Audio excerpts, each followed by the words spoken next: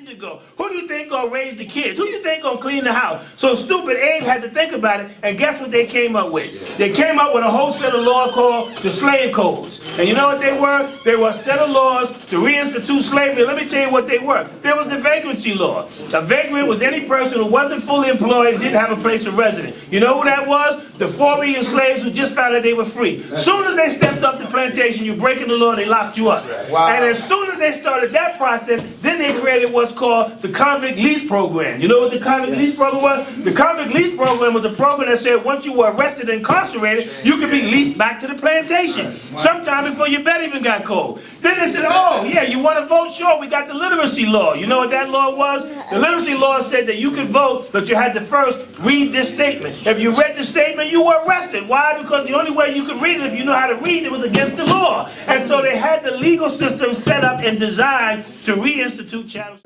It's the result of decades of racist federal policy that affect us to this day. Look. Hooray, games! What the heck kind of game is this? It's Settlers of the Suburbs, redlining edition. Cool! Little Donovan, you be green. Ron, you're red. All right, red, just like the name. Looks like I've got the advantage. No, you don't. See, in the 1930s, as part of the New Deal, FDR created loan programs to help Americans finance their homes. But to decide who got those loans, the government created color-coded maps in which green neighborhoods were good and red neighborhoods were bad. This practice became known as redlining. Because of these policies, if you lived in the green neighborhoods, it was super easy to get a home loan. Oh, right! I can buy property! But for folks in the red areas, no loans were available. I can barely afford rent with this. There's no fair. The red areas are screwed. Yeah, they were. And do you know why some areas were designated as red? No, but I can guess. Those were the neighborhoods where African Americans and other minorities lived, and redlining systematically prevented them from getting home loans. Well, I know what I'll do. Just take my little guy and put him in the green neighborhood. Sorry, that's against the rules.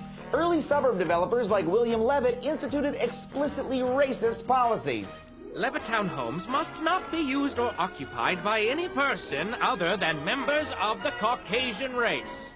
And the federal government itself encouraged developers to discriminate. Developers, I want you to exclude non-whites. The result of these policies is that from 1934 through 1968, a whopping 98% of home loans were given to white families. You can get a student loan, you can get a car loan, but you can't get a business loan. Wait a minute now. The education is going to cost me $100 grand.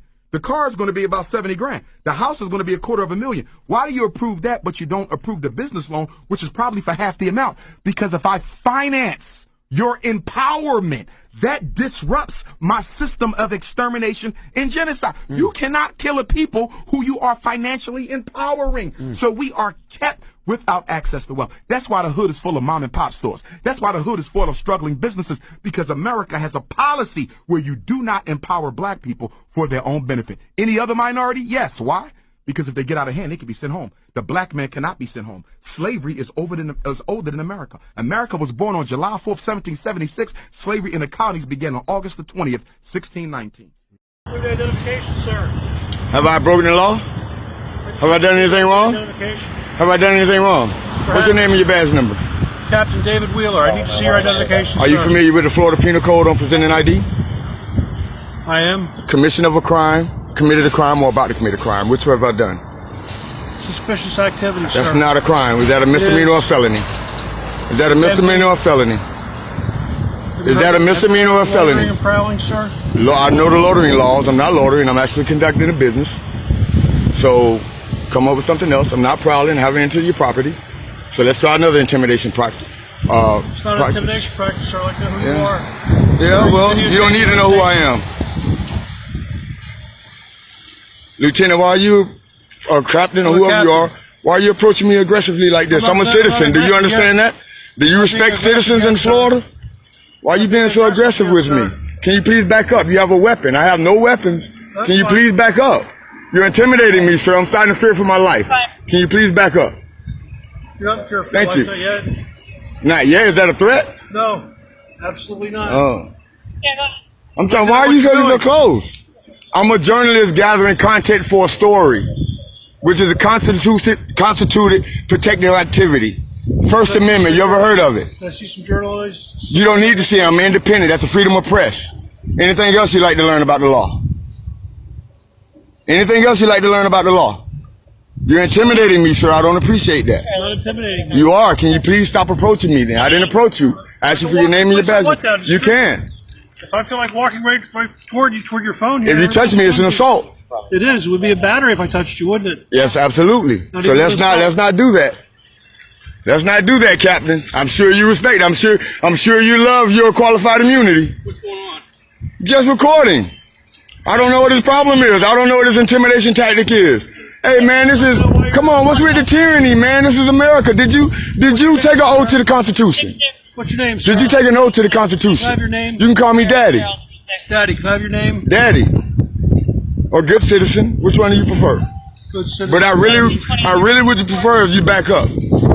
You're armed. You have all type of weapons on you. I have none. I have a camera. I don't want to get shot 20 times. Please. I don't know that. Neither of the other people think it was going to happen, but it did, didn't it? So please stop trying to intimidate me. Follow your oath, sir. Honor your oath. Please honor your oath. You're going to be a YouTube star, sir. Good. Yeah, okay. So they can see how Fort Lauderdale treats its citizens. Especially the law. You don't have to fight. It's not Germany. It's not Nazi Germany. There's no papers, please, here. You don't have to understand who I am. 9/11 changed everything in this 9/11 didn't change my constitutional rights. No, it sure did. It didn't change the Fourth Amendment.